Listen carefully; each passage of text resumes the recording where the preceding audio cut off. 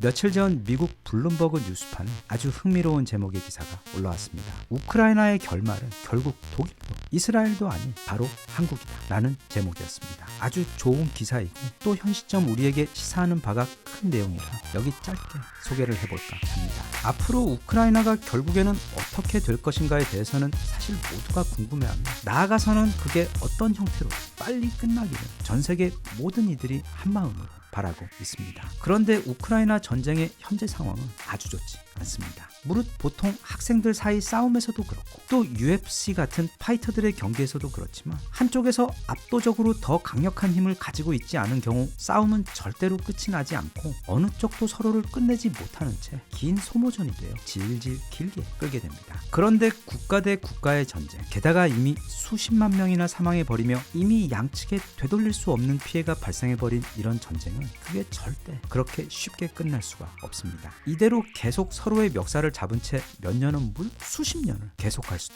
있는 것입니다. 그리고 그런 종류의 끝나지 않은 전쟁의 가장 끔찍한 예가 벌써 70년을 넘게 이어오고 있는 바로 우리나라 그리고 한반도입니다. 일단 이 블룸버그 기사를 쓴 기자 안드레아스 클루스는 원래 이코노미스트지에서 수석 편집장까지 하고 온 엄청나게 실력 있는 아저씨인데 지금은 블룸버그에서 국제정세, 특히 최근에는 우크라이나 전쟁에 대해 집중적으로 다루고 있는 미 언론계 최고 기자 중 한 명입니다. 해당 기사를 통해 그는 가장 먼저 일단 이 우크라이나 전쟁은 절대로 끝날 수가 없다고 말합니다. 우크라이나에게는 이미 자국 영토 안으로 들어온 러시아군을 밀어낼 힘이 없고 또 러시아 역시 더 이상의 우크라이나 영토를 가져갈 힘이 없기 때문에 이제는 이 전쟁은 완전히 교착 상태에 빠져버렸기 때문입니다. 과거 제1차 대전 때 참호전처럼 그냥 계속 전방에 있는 양측의 병사들이 아무 소득 없이 매일 갈려나가는 것 뿐입니다. 그래서 세계 전문가들은 그럼 앞으로 과연 이 우크라이나 전쟁의 결말은 결국 어떻게 될 것인가에 대해 연구를 하기 시작했는데 거기서 총 3가지의 시나리오가 나오게 되었습니다. 첫째는 1950년대 독일의 모델, 둘째는 1970년대 이스라엘의 모델, 그리고 마지막이 바로 1950년대 한국의 모델입니다. 기사는 그 각각의 모델을 현재 상황에 비교를 해가며 실현 가능성이 가장 높은 모델을 찾고자 했는데 우선 과거 서독과 동독의 경우 그 분리선이 아주 명확하여 서독과 동독으로 구분지어 분리하는 게 가능했던 것에 반해 지금 우크라이나의 전선은 너무도 불분명해서 과거 독일의 경우처럼 깔끔하게 분리가 되는 건 어렵다고 결론을 내렸습니다. 그 다음 그들은 이스라엘의 모델을 들여다봅니다. 사실 원래 아랍인들이 살고 있던 땅에 이스라엘이 갑자기 나라를 선포하며 들어간 면도 없지 않기 때문에 마치 몸에 침투한 병균에 대해 엄청난 수의 백혈구들이 달라붙어 공격하는 것처럼 당시 이스라엘은 주변 모든 아랍 국가들을 상대로 거의 1대 100의 압도적인 덩치와 화력 차이를 견뎌내며 싸워야 했습니다. 그런데 그러던 와중 갑자기 전 세계 최강대국인 미국이 이스라엘에 대한 완전한 보호를 천명하며 품에 안으면서 이후로 이스라엘은 주변 중동 국가들로부터 공격을 받지 않고 나름 확실한 국경을 가지고 번영할 수 있었습니다. 기사는 이스라엘에 대해 이런 이야기를 전하며 여기서 아주 중요한 한 가지 부분을 짚고 넘어갑니다. 당시 미국이 이스라엘에 대해 그런 파격적인 국가 차원의 완전한 보호를 약속하고 끼어든 상황은 이미 이스라엘이 전체 중동 국가들을 상대로 1948년, 1956년, 그리고 1967년과 1973년에 무려 4번의 커다란 전쟁을 모두 이겨낸 이후의 일이라는 점입니다. 당시 상황은 지도로 좀 보면 이해가 쉬운데 저기 거대한 녹색 영역이 전부 다 반이스라엘 전선을 형성한 아랍 국가들이었고 그 안에 있는 작은 빨간색 영역이 바로 이스라엘인데 저렇게 엄청난 규모의 적들이 한꺼번에 몰려오는 공격을 그것도 이제 막 나라를 세운 작은 신생 국가가 무려 4번이나 완벽하게 막아낸 것을 보면 거의 거짓말처럼 느껴질 정도로 정말 대단한 전투력이었습니다. 기사는 또 이런 놀라운 사실에 더해 이스라엘은 그때 단지 그 엄청난 규모의 중동 연합군을 이겨낸 것뿐만 아니라 그 힘든 와중에서도 프랑스로부터 비밀리에 기술을 도입해 핵무기까지 개발해 보유하고 있었다고 전했습니다. 물론 현재까지도 이스라엘은 핵무기 보유에 대해 긍정도 부정도 하지 않는다는 정책을 고수하고 있지만 최대 300개의 핵무기를 그들이 이미 보유하고 있다는 건 비공식적으로 국제사회가 모두 인정하고 있는 사실입니다. 즉 미국이 이스라엘에게 그토록 완전한 보호 조건을 내걸고 다가선 다가섰을 때에는 이미 이스라엘은 스스로 충분히 강력한 국가였다는 게 해당 기사가 강조하고 싶었던 부분인데, 반면 우크라이나의 경우 과거 1994년 12월 5일 헝가리 부다페스트에서 열린 부다페스트 안전보장회의에서 앞으로 미국과 동맹국이 우크라이나의 안전을 책임져 준다는 약속하에 당시 전세계 3위 핵무기 보유량이었던 무려 1800기가 넘는 핵탄두를 전부 포기했습니다. 그런데 한 가지 재미있는 사실은 당시 핵 포기의 명분으로 우크라이나의 안전을 보장했던 나라는 미국 외에도 러시아가 있었다는 사실이고, 그래서 그때 우크라이나가 포기한 1800기의 핵탄두도 모두 러시아로 넘어갔습니다. 그때는 또 그 당시만의 상황이 있었기 때문에 그 선택이 잘했다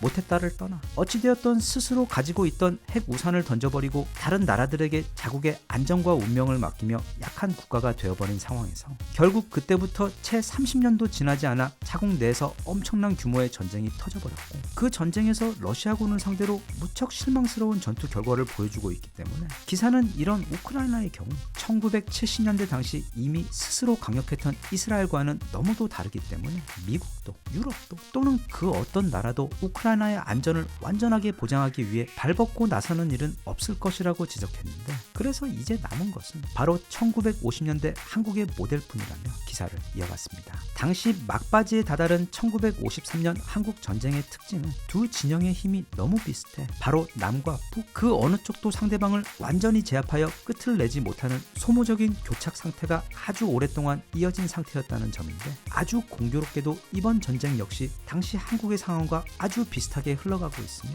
또 더욱 공교롭게도 이번에도 한쪽에는 중국과 러시아가, 그리고 그 반대쪽에는 미국과 그 동맹들이 대치하고 있는 상황인 것에 더해 1953년 이미 교착 상태가 길게 지속되고 있던 상황처럼 우크라이나도 또 러시아 역시 대화를 원치 않고 있어 아마 과거 한국의 경우처럼 지금 이 교착 상태 그대로 더 많은 시간이 흐른 뒤에 결국 두 진영은 대화 테이블에 앉게 되어 적당한 선을 그어 종전이 아닌 정전 협정을 하게 될 것. 그래서 완전한 평화 없이 그저 잠시 포석만 멈춘 상태로 한쪽에는 중국과 러시아 진영, 그리고 다른 쪽에는 미국과 서방 동맹 진영이 대치하는 그런 결말을 맞게 될 것이라고 전망했습니다. 그리고 기사 마지막에 가서 그는 만약 이것이 현재 세계 전문가들이 예상하고 있는 우크라이나 전쟁의 유일한 대안이자 결말이라면 그건 과거 한국 전쟁 때처럼 대화를 거부하고 있는 양측이 비로소 협상 테이블에 앉기까지 우크라이나와 러시아 양측에서 너무도 많은 사람들이 앞으로도 계속해서 무의미한 죽음을 맞이해야 하는 것이라며,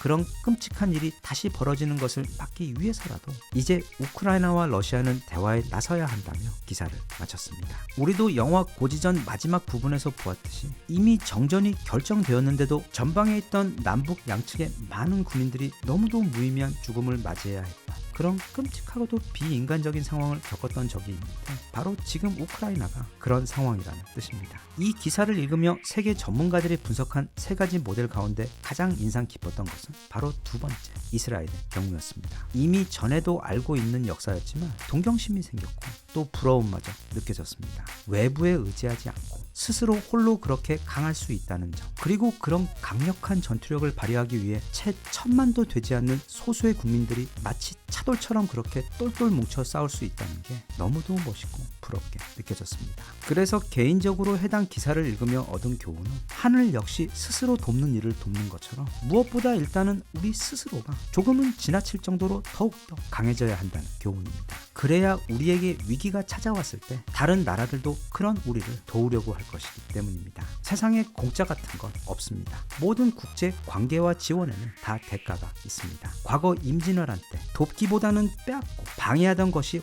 훨씬 더 많았던 우리를 도우려 왔다는 그 명나라의 경우를 떠올려 보면 특히 우리 상황이 더욱 절박하면 절박할수록 마치 악성 사채처럼 그 도움에 대한 이자 역시 천정부지 올라가는 법이기 때문입니다. 그런데 아마 앞으로도 한동안은 절대 끝이 나지 않을 것 같은 이 우크라이나 전쟁의 불씨도 아직 많이 남아있는 상황에서 우리나라 바로 옆에서 벌어지게 될 중국과 대만 사이 침공 전쟁에 대한 가능성까지 이제는 단지 가설을 넘어 점점 더 구체화되고 현실화되고 있는 것 같은 불안한 상황이 펼쳐지고 있고, 또 자칫 잘못하면 과거 한국 전쟁 때처럼 다른 나라들 힘겨루기 싸움에 우리나라가 그 싸움터가 또 되어 우리 땅 그리고 우리 국민들의 생명이 가장 큰 대가를 치르게 되는 건 아닌지, 이런 내일을 알 알 수 없는 너무도 혼란스럽고 위험한 상황에서 우리나라가 부디 딱 중심을 잡고 과거 이스라엘이 그렇게 했던 것처럼 정말 중요한 내실을 더욱더 튼튼히 다지는 현명한 지혜와 또 무엇보다 국민들이 서로 다투지 않고 똘똘 뭉쳐 단결해